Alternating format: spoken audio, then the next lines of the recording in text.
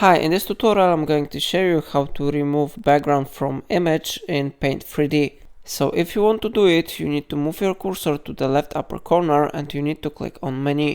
After that we need to go to Open tab and we need to click on Browse Files button. Then we need to select location where we have our file saved. So for example, I will open this one image, it is key.jpg. I select this image and I click Open. After a moment it should be successfully displayed here, so it is our image.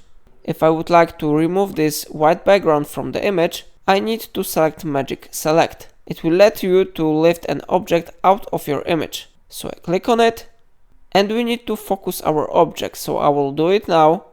I change position of these corners somewhere here.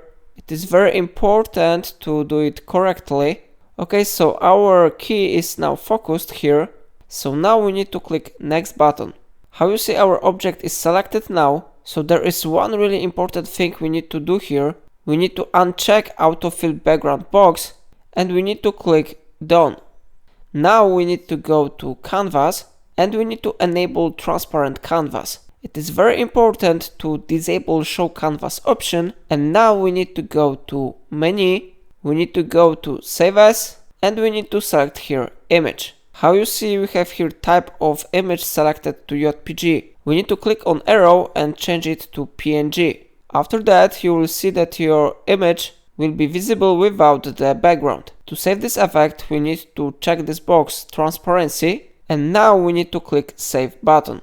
If you want to export this file you need to select directory where you want to save this image. So for example, I select here desktop and now I need to type here a file name, for example doors key.